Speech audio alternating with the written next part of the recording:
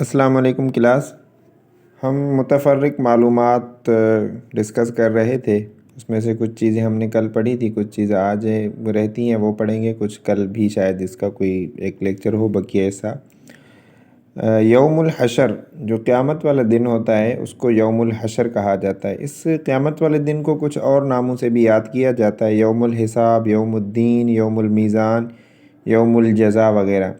میزان کا مطلب ہوتا ہے عدل و انصاف، کیونکہ قیامت والے دن سب کا حساب کتاب ہوگا، یعنی میزان ترازو میں ان کے اعمال نامے تولے جائیں گے. یوم الدین، اس طرح یوم الحساب، یوم الحشر، سب کا معنی تقریباً ایک ہی ہے. اس کے بعد وضو کے 4 فرض ہیں. جو ہم نماز سے پہلے وضو کرتے ہیں نا، اپنی پاکی ہے، ہم پانی سے وضو کرتے ہیں. وضو کے 4 فرض ہیں.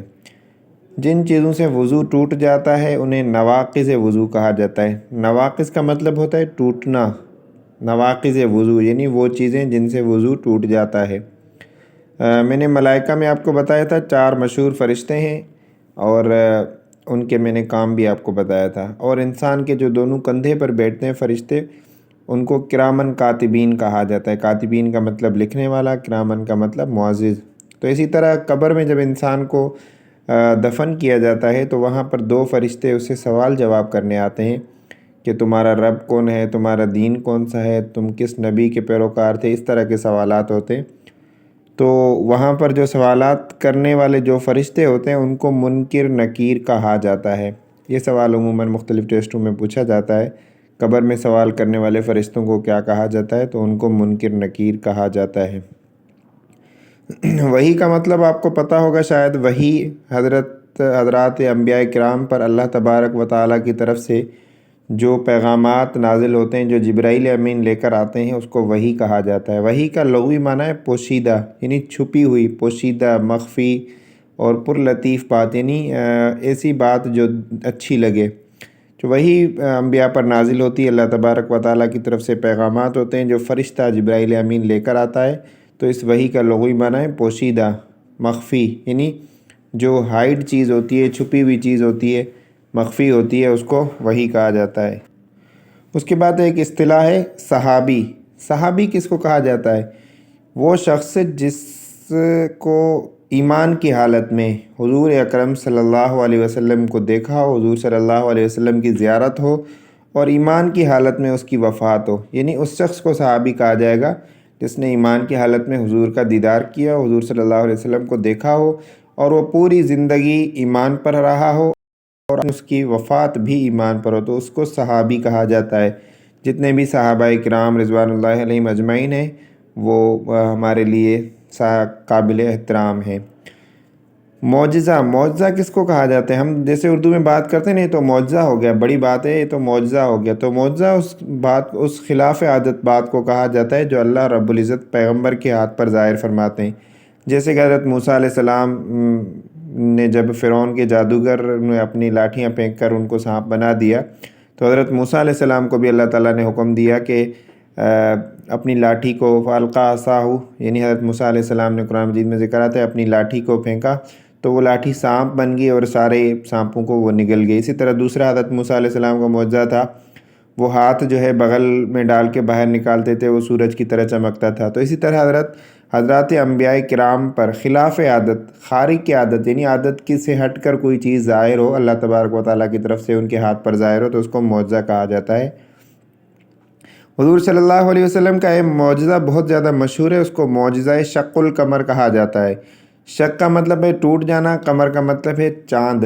حضور صلی اللہ علیہ وسلم سے کفار نے مطالبہ کیا تھا کہ تم نبوت کے دعوے کرتے ہو، نعوذ باللہ، اگر تم واقعی سچے نبی ہو تو اس چاند کو 2 ٹکڑے کر کے دکھاؤ. تو حضور صلی اللہ علیہ وسلم نے اللہ تعالیٰ کے حکم سے اس چاند کو اشارہ کیا اور چاند 2 ٹکڑے ہو گیا. 14ویں کا چاند جو ہے وہ 2 ٹکڑے ہو گیا. تاریخ میں لکھتے ہیں کہ جن لوگوں نے یہ واقعہ دیکھا تھا انہوں نے کہا تھا کہ ہم نے دیکھا چاند کا ایک ٹکڑا جبل کی اس طرف ہے اور چاند کا دوسرا ٹکڑا جبل کے دوسرے طرف ہے.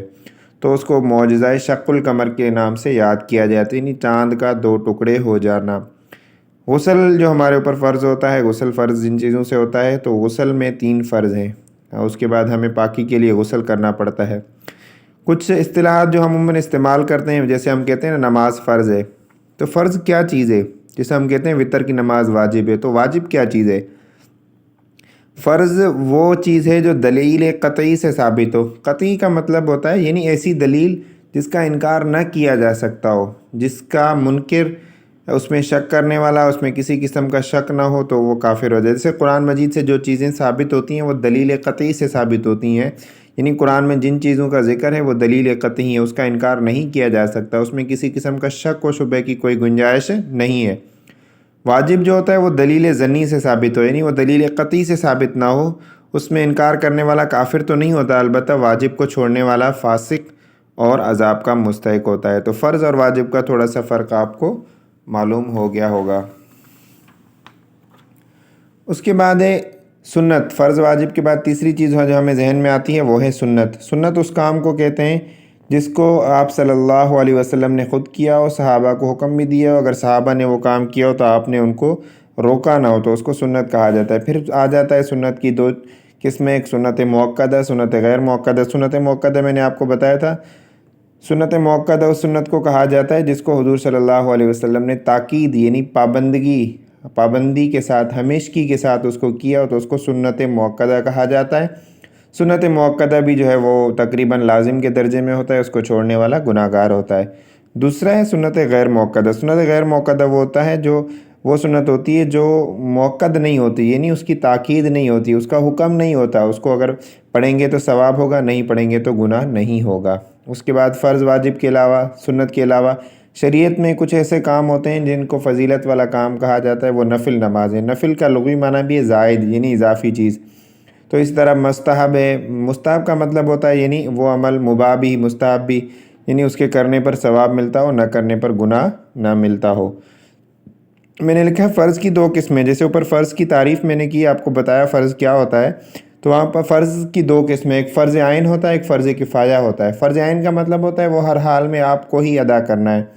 فرض کفایہ کا مطلب ہے اگر پورے محلے میں سے کسی ایک شخص نے ادا کر دیا تو وہ فرض ادا ہو جائے گا۔ جیسے جنازہ نماز جو ہے یہ فرض کفایہ ہے، پورے محلے میں سے کسی ایک شخص نے فرض نماز جنازہ ادا کر دی تو فرض ادا ہو جائے گا۔ مباح اس کام کو کہتے ہیں جس کے کرنے میں ثواب، نہ کرنے میں گناہ نہ ہو۔ استقبال قبلہ کا مطلب ہے قبلہ رخ، استقبال قبلہ یعنی قبلہ کی طرف ہو کر نماز پڑھنا ہے، قبلہ کی طرف ہونا۔ مسلمانوں کا قبلہ جو ہے وہ خانہ کعبہ ہے، کعبۃ اللہ ہے۔ خانہ کعبہ کے کچھ اور نام بھی ہیں، کعبۃ اللہ ہے، بیت اللہ ہے، بیت الحرام ہے، یہ خانہ کعبہ کے اور نام ہے۔ اذان کا لغوی معنی ہے خبر دینا، جو ہم اذان ادا کرتے ہیں، اذان نماز کے لیے دیتے ہیں، اس کا معنی ہے خبر دینا، کیونکہ ہم بھی لوگوں کو خبر دیتے ہیں کہ آؤ نماز کی طرف، حی علی الصلاۃ، حی علی الفلاح، آؤ نماز کی طرف، آؤ کامیابی کی طرف۔ اس کے بعد ایک اور چیز ہے، نماز کو سکون اور اطمینان سے ادا کرنے کے لیے ایک اصطلاح استعمال ہوتی ہے، تعدیل ارکان۔ تعدیل ارکان کا مطلب ہوتا ہے نماز کی جو رکن ہیں، یعنی نماز میں جو چیزیں ضروری ہیں ان کو سکون اور اطمینان سے ادا کرنا۔ آج کل ہمارا یہ کلچر ہو گیا ہے کہ ہم نماز پڑھتے ہیں سمجھو ایک کمپیوٹر کی طرح ریکارڈڈ ہے، ہم بٹن دبا دیتے ہیں اور ہماری 4 رکعت نمازیں جو ہے وہ پوری ہو جاتی ہیں، فرض پورے ہو گئے، وتر واجب سنتیں سب پوری ہو جاتی ہیں، ہماری توجہ کہیں اور ہوتی ہے، ہمیں سکون اور اطمینان وہ نصیب نہیں ہوتا جو نماز میں ہونا چاہیے۔ تو تعدیل ارکان کا مطلب ہے نماز کے ارکان کو سکون اور اطمینان سے ادا کرنا۔ اس کے بعد ہے متواتر۔ متواتر، خبر متواتر یہ حدیث کی ایک قسم ہوتی ہے۔ خبر متواتر اس خبر کو کہا جاتا ہے، یا تواتر اس کو کہا جاتا ہے، یعنی اس کے نقل کرنے والے بہت زیادہ ہوں، کثرت سے، یعنی زیادہ نقل کرنے والے ہوں۔ اور اس میں ایک اور چیز بھی آتی ہے کہ اس پہ اتنے زیادہ نقل کرنے والے ہوں ان کا جھوٹ پر جمع ہونا محال ہو۔ لازمی سی بات ہے، کوئی ایک آدمی جھوٹا ہو سکتا ہے لیکن بہت زیادہ 80، 90، 100، 1000 آدمی تو جھوٹے نہیں ہو سکتے نا، تو وہ خبر جو ہے متواتر ہوتی ہے۔ اس کے بعد ہے عبادت کا لغوی معنی۔ عبادت کا لغوی معنی ہے بندگی، جو ہم عبادت ادا کرتے ہیں نا، نماز پڑھتے ہیں تو ہم بندگی اختیار کرتے ہیں، خدا تعالیٰ کی بندگی اختیار کرتے ہیں، اللہ تعالیٰ کی بندگی، تو عبادت کا لغوی معنی ہوا بندگی۔